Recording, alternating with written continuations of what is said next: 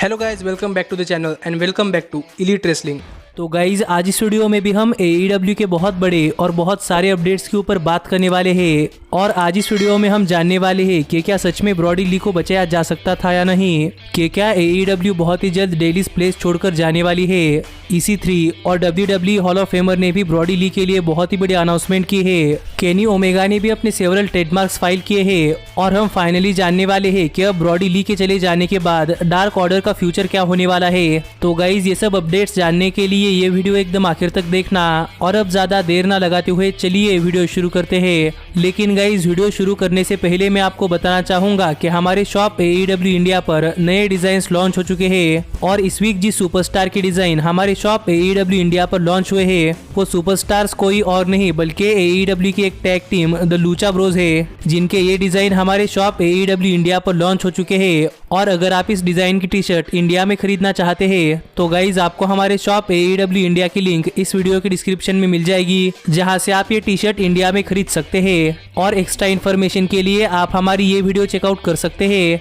लेकिन गाइज अब हम आगे बढ़ते हैं और बात करते हैं हमारे अपडेट्स की और सबसे पहले शुरुआत करते हैं केनी ओमेगा से और जानते हैं कि हाल ही में केनी ओमेगा ने कौन कौन से ट्रेडमार्क्स के लिए अप्लाई किया है। लेकिन इससे पहले अगर किसी को ट्रेडमार्क का मतलब नहीं पता तो गाइज मैं आपको बताना चाहूंगा कि ट्रेडमार्क का मतलब ये होता है कि किसी नाम को अपने आप के लिए एक्सक्लूसिवली खरीदना, जिस वजह से वो नाम आपके अलावा कोई और इस्तेमाल ना कर सके, जिस वजह से कई सारी कंपनियां अपने नाम के कई सारे ट्रेडमार्क्स फाइल करती है और इसी तरीके के कई ट्रेडमार्क्स WWE और AEW कंपनी ने फाइल किए हैं। पर हाल ही में केनी ओमेगा ने भी अपने आप के लिए सेवरल ट्रेडमार्क्स फाइल किए हैं, जो ट्रेडमार्क सुनकर आप शॉक हो सकते हैं क्योंकि गाइज हाल ही में केनी ओमेगा ने अपना नाम केनी ओमेगा, अपने कई सारे निकनेम यानी कि द कलेक्टर या फिर कहो बेस्ट बाउंड मशीन और अपने फिनिशर वन विंग्ड एंजल का ट्रेडमार्क हाल ही में करवाया है, जिससे तो मैं भी काफी सरप्राइज हो गया था क्योंकि गाइज केनी ओमेगा ये सब नाम अपने रेसलिंग करियर की शुरुआत से ही इस्तेमाल कर रहे हैं और अब तक केनी ओमेगा ने इन सब नामों को ट्रेडमार्क नहीं किया था, जो कि मेरे हिसाब से केनी ओमेगा की सबसे बड़ी गलती हो सकती थी।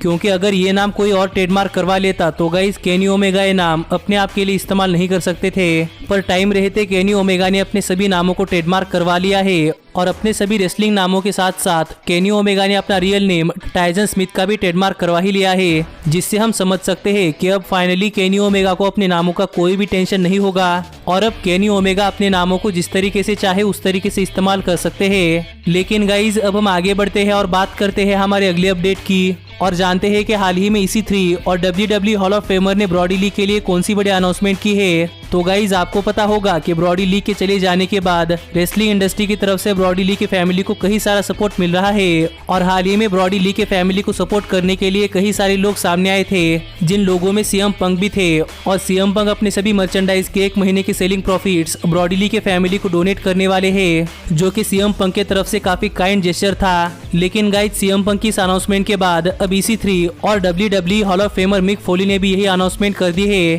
कि EC3 और मिक फोली भी अपने मर्चेंडाइज के 1 महीने के सेल्स के सभी प्रॉफिट्स ब्रॉडी ली के फैमिली को डोनेट करने वाले हैं, जो देखा जाए तो EC3 और मिक फोली की तरफ से काफी काइंड जेस्चर था और इससे ब्रॉडी ली के फैमिली की काफी सारी मदद हो सकती है। और वैसे भी देखा जाए तो करंटली ब्रॉडी ली की काफी ज्यादा मर्चेंडाइज सेल हो रही है, जिससे भी ब्रॉडी ली के फैमिली को अच्छा खासा सपोर्ट मिल रहा है। पर EC3 और मिक फोली की इस काइंड जेस्चर के ऊपर आप क्या कहना चाहते हैं ये आप मुझे कमेंट कर बताइए। लेकिन गाइज अब हम आगे बढ़ते हैं और बात करते हैं हमारे अगले अपडेट की और जानते हैं कि क्या AEW डेलीज प्लेस छोड़कर जाने वाली है या नहीं। तो गाइज आपको पता होगा कि AEW भी WWE की तरह कई सारे अलग अलग शहरों में जाकर अपने AEW के डायनामाइट शोज करवाती थी, पर जब से ये पैंडेमिक आया है तब से AEW ने अपने सभी डायनामाइट शोज जैक्सनविल के डेलीज अरेना से ब्रॉडकास्ट किए हैं और हमें AEW के कई सारे पेपर यूज यही जैक्सनविल अरेना के डेलीज प्लेस में से देखने को मिले हैं। और काफी देर तक AEW के बैकस्टेज से ये रिपोर्ट सामने आ रही थी कि गाइज प्रॉबेबली AEW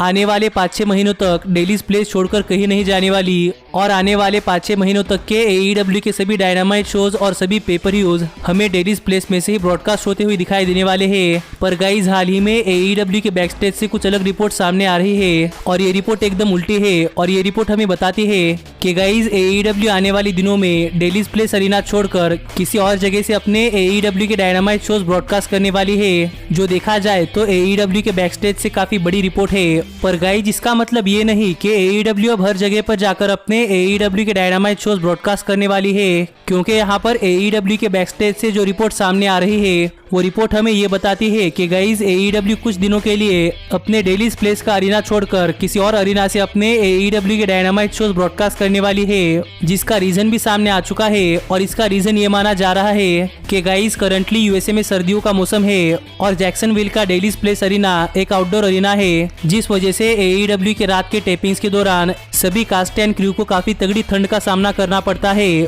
जो कि अभी इस विंटर में बहुत ज्यादा मुश्किल हो रहा है। इसीलिए गाइज अब AEW मायामी फ्लोरिडा में जाकर अपने कुछ डायनामाइट शोज टेप करने वाली है और वहां पर जाकर कुछ डायनामाइट शोज टेप करने के बाद फाइनली AEW दोबारा से जैक्सनविल फ्लोरिडा में डेली प्लेस के अरीना से अपने डायनामाइट शोज ब्रॉडकास्ट करने वाली है। और माना ऐसा जा रहा है कि गाइज AEW अपना बीच ब्रेक इवेंट भी मायामी फ्लोरिडा में ही टेप करने वाली है। लेकिन गाइज आप मुझे कमेंट कर बताइए कि क्या आप AEW के कुछ डायनामाइट शोज नए अरीना में देखने के लिए एक्साइटेड है या नहीं। लेकिन गाइज अब हम आगे बढ़ते हैं और बात करते हैं हमारे अगले अपडेट की और जानते हैं कि ब्रॉडी ली के चले जाने के बाद अब डार्क ऑर्डर का फ्यूचर क्या होने वाला है। तो गाइज आपको तो ये बात पता ही होगी कि जब ब्रॉडी ली AEW कंपनी में आए थे तब ब्रॉडी ली का AEW में कैरेक्टर डार्क ऑर्डर के लीडर का था, पर हाल ही में ब्रॉडी ली के गुजर जाने के बाद अब सभी लोगों के मन में ये डाउट है कि ब्रॉडी ली तो अब जा चुके हैं, तो फिर अब डार्क ऑर्डर का क्या होगा और अब डार्क ऑर्डर का फ्यूचर क्या होने वाला है। जिस टॉपिक पर हाल ही में क्रिस जेरिको के टॉकीज जेरिको पॉडकास्ट पर डार्क ऑर्डर के मेंबर इविल उन्होंने डिस्कस किया था और यहाँ पर बात करते हुए इविल उन्होंने कहा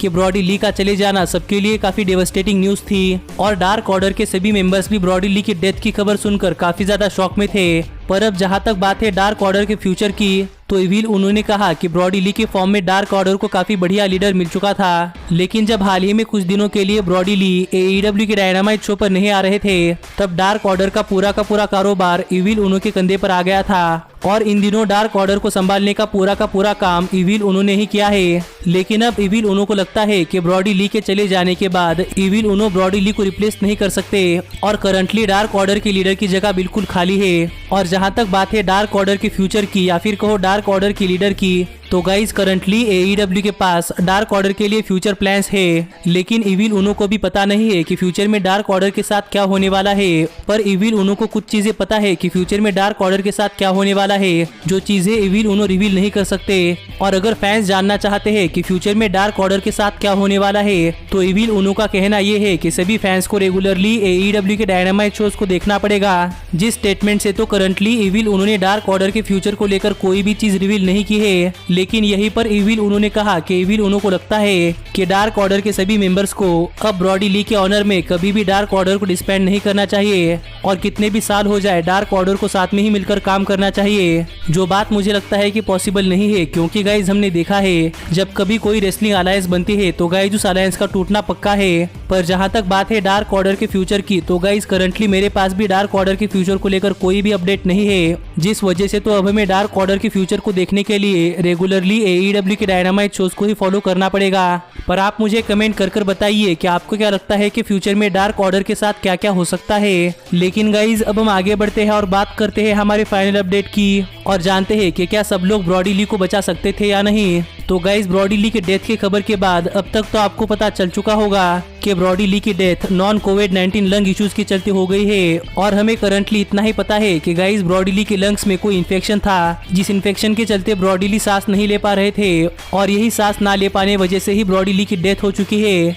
पर गाइज आपको भी पता होगा कि मेडिकल इंडस्ट्री भी काफी ज्यादा एडवांस हो चुकी है और हाल ही में कई सारे फैंस AEW को सवाल पूछ रहे थे कि क्या ब्रॉडी ली के लंग ट्रांसप्लांट नहीं किए जा सकते थे, जिसका मतलब कि ब्रॉडी ली के पुराने फेफड़ों की जगह ब्रॉडी ली को नए फेफड़े नहीं लगाए जा सकते थे। जिसके ऊपर जवाब देते हुए जिम रॉस ने अपने पॉडकास्ट में कहा कि ब्रॉडी ली के डॉक्टर्स ने लंग्स ट्रांसप्लांट करने का सोचा था, लेकिन ब्रॉडी ली ने बहुत देर तक अपनी बीमारी छुपा कर रखी थी, इसीलिए गाइज ब्रॉडी ली के लंग्स काफी ज्यादा डैमेज हो चुके थे और ये प्रॉब्लम ब्रॉडी ली के दोनों ही लंग्स के साथ थी, जिस वजह से ब्रॉडी ली के दोनों ही लंग्स काफी ज्यादा खराब हो चुके थे और ब्रॉडी ली के लंग्स इतने खराब हो चुके थे कि ब्रॉडी ली के लंग्स ट्रांसप्लांट नहीं किए जा सकते थे, जो बात खुद डॉक्टर्स ने कही थी। और ये स्टोरी हाल ही में जिम रॉस ने अपने पॉडकास्ट पर रिवील की है, जिसको लेकर कई सारे लोग काफी ज्यादा नाराज है क्योंकि उन्हें लगता था कि ब्रॉडी ली के लंग ट्रांसप्लांट किए जा सकते थे, लेकिन ब्रॉडी ली के लंग्स की हालत काफी ज्यादा खराब हो चुकी थी, इसीलिए डॉक्टर्स भी ब्रॉडी ली को नहीं बचा पाए। जिसके ऊपर आप क्या कहना चाहते हैं या आप मुझे कमेंट कर बताइए। लेकिन गाइज अब मैं मिलता हूँ आपसे अगली वीडियो में, पर तब तक stay healthy, stay happy and keep watching elite wrestling.